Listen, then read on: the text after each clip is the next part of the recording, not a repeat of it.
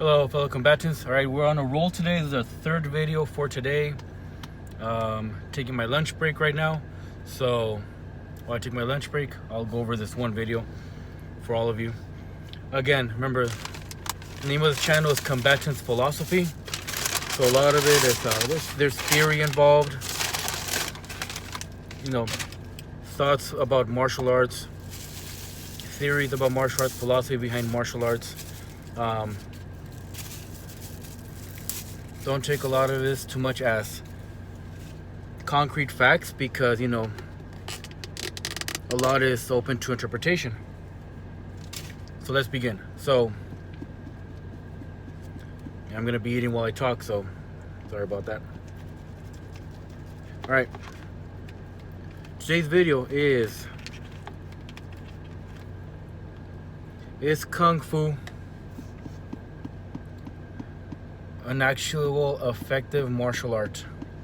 So now I know this day and age people are gonna say like, no, all that Kung Fu stuff, karate stuff, all that traditional stuff, they look down upon it as it's more of a dance, more of a show, more for art, keeping the culture alive.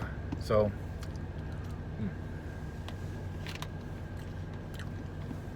well, here's the thing.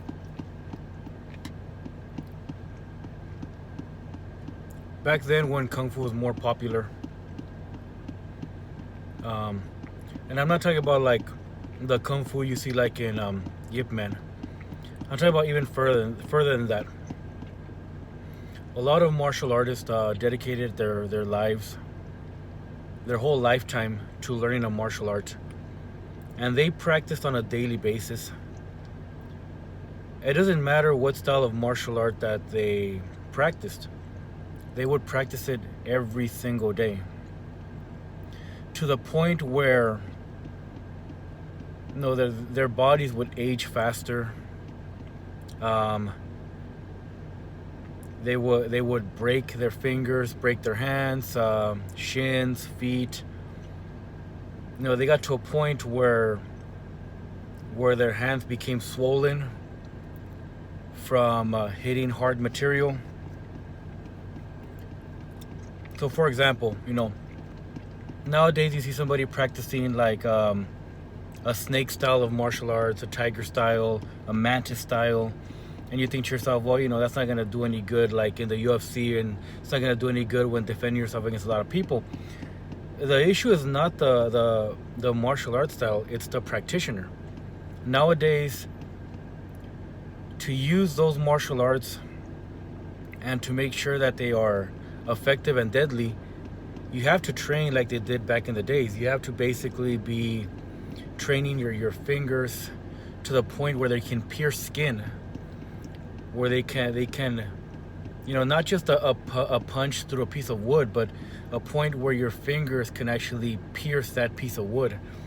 That's the level that that the Kung Fu practitioners practiced back in the day. So you fight I'm not speaking for everybody, but if you fight a Kung Fu practitioner right now, most likely they know how to throw a snake punch, they know how to throw a tiger, a leopard punch.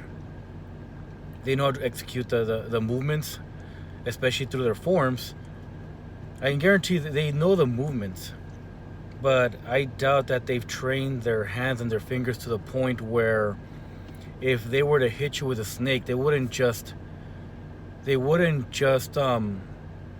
hurt the surface of your skin, but they would puncture your throat, gouge out your eye, and possibly break through the skin. That's the point that these martial arts were practiced at back in the days. Now they were practicing day and night, and if you watch the old martial art movies, you see the martial art masters with white hair, long white beards, basically like a shriveled up old man. Most of those images of those martial artists, we assume they're like, oh, well, they're probably like 80 years old, 90 years old. They've been living for a long time. No.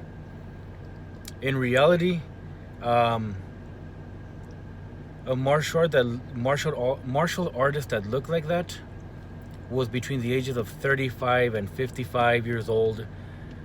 The thing is, they put their body through such extreme training, extreme damage, that they ended up aging to that level. So when you watch an old martial art movie, you think like, yeah, like it's really fancy, the way they move the animals and everything, the way they depict a tiger tearing somebody's heart out. But in reality, people say like nowadays that probably was just an exaggeration, and nowadays that couldn't happen. It wasn't an exaggeration. Back then, martial artists did train their hands. Most of them didn't even get married. Most of them didn't have families due to the fact that they just want to focus on their martial art. So now kung fu is one of the skills that has a lot of variety. You cannot try to master all of the animals.